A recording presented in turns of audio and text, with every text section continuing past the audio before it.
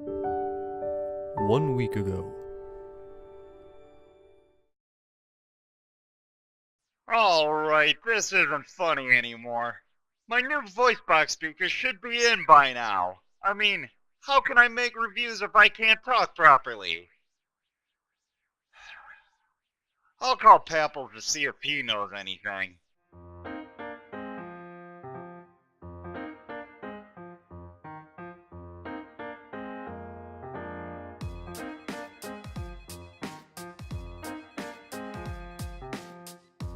What's happening? I'm Papplz. I'm sorry I couldn't make it to the phone right now. But if you leave your name and number after the beep, I'll get back to you. Oh, and if this is the Maroon Mercenary, then please stop calling. I don't know where your new voice box speakers are.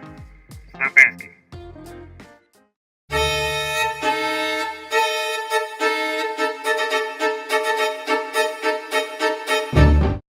Hello, everybody, and welcome to the Maroon Mercenaries review. I am your host, the Maroon Mercenary, and it is October! It is one of my favorite months of the year for many reasons, but Halloween is to name a reason. I love the feel of the cool autumn breeze, the candy, and all things spooky. Well, not really spiders. They tend to freak me out horribly. Okay, I suppose that brings fear to me as well. And really, I guess that's why I like the all things spooky part. It's such a rush for me to feel fear from all this kind of stuff. And so, because it is October, I would like to kick off Halloween and or the scary themes with a game called Costume Quest. This game was published and developed by Double Fine Productions. Costume Quest is a casual turn-based RPG revolving around two twins who are new to their neighborhood. The mom tells the kids that they should go out and make new friends when they really care about collecting all the candy they can fill up on. In the beginning, you get to select which twin you get to play as. After going to a few houses, your twin sibling gets kidnapped due to being mistaken for a large piece of talking candy corn. Personally, I wouldn't do such a thing. Candy corn is just gross. Now if it was a giant crisp rice chocolate bar, that would be a different story. So now you change your goals to rescue your sibling from the clutches of misguided monsters. This isn't a big deal anyways because to continue forward in the game, you need to go door to door trick-or-treating. So I would call that a win-win in my book, especially if most of those doors supplied breakable chocolate-covered wafer sticks. Chocolate. I'm sorry. I just can't help myself. Anyway, moving back to the game. When I say this game is a casual turn-based RPG, I really mean this plays like baby's first RPG as far as the mechanics of the game go. The controls are really easy to handle both in and out of combat. They give you a quick tutorial of how to fight in the game, and really that's all you need to know as far as how to play the game. You attack with the press of a button and do a special with the press of a different button. Nothing too complex there. Things do get trickier when you try creating a proper party based off of the costumes your characters would play as and what customizable attributes you use for them. This does take strategy to set up in the combat portion, but outside of battle, you usually would wear what you would wear going into battle. Personally, my dream team is a healer class and preferably the unicorn because of the full health or revival to a character in need, the knight that acts like a melee fighter and can guard other characters, and the robot. No, not because I can relate to it, but because it is a ranged attacker that is able to attack all the opponents during battle. Granted, there are times when you need to wear other costumes for the skills they possess for the in-game world. Luckily for those moments, you can quickly switch in and out of costumes for those context-sensitive times. The graphics are in a cartoony style. It is almost in a cel-shaded format, but in a way that I feel that I have seen it done better. Now the kids in the game look pretty good in this style. It gives them life and it gives them character. The monsters look whimsy and well, some of them even look derpy, but not really all that scary. And then we have the grown-ups. I really feel mom and dad had effort put into them, but the generic adults really look, well, generic. They took time giving them separate outfits, but the heavier built adults seem to be a knockoff of something else. Um, I just can't put my finger on it, though. It is a horse of another color during combat, though.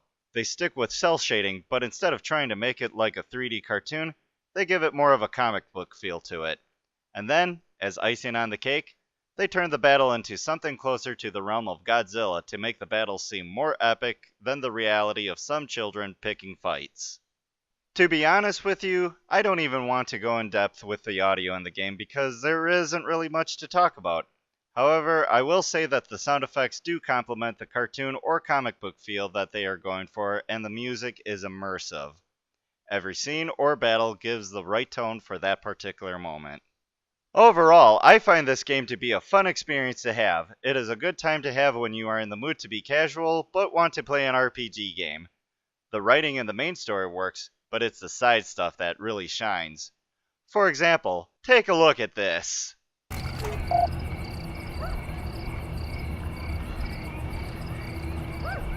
Is that not brilliant to add this? The humor works on so many levels for me. The controls may be boringly easy to handle, but the strategy in combat is misleading. Since the controls are easy, you tend to want to simply take down an enemy one at a time and drift by the battle. I can tell you that isn't the case. If given the ability, you want to attack the monsters before the battle even begins to get a beneficial preemptive strike and think critically of who to attack. They also have a fun mini-game involving the theme of bobbing for apples. Even though the concept is easy, you still want to plan out how you want to achieve the score that you need to accomplish it in the time limit. Then there are side quests that aren't necessary, but there is a prize in it for you if you earn it. These don't need strategy, but you do still need a sharp eye to accomplish it. My main issue with the game is that it's too short.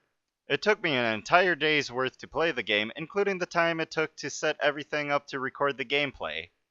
I think Double Fine knew this and compromised with an addition called Grubens on Ice. This is a continuation to Costume Quest, but it didn't help because it acted like a mini version of the game.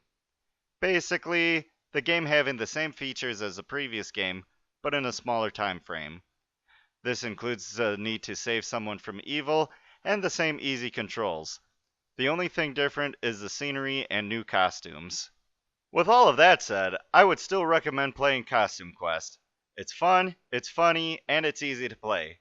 I would also recommend completing the game. However, I would only recommend playing Grubens on Ice if it comes out with the game automatically.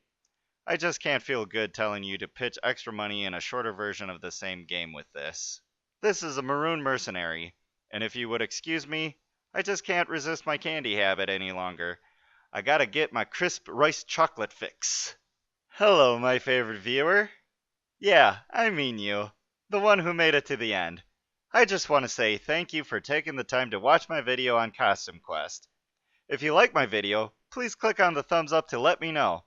If you haven't already, you should subscribe to my videos and click on the notifications bell so YouTube can inform you when my next video is out. Did you agree with this review? Did you have problems with my video?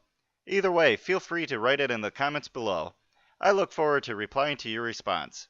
I would also like to thank Papplz over at Attempted Gaming for helping me out with the intro portion of this video. Be sure to give him a view over at his page. Link is in the description below. Once again, thank you for watching, and I hope to see you next time.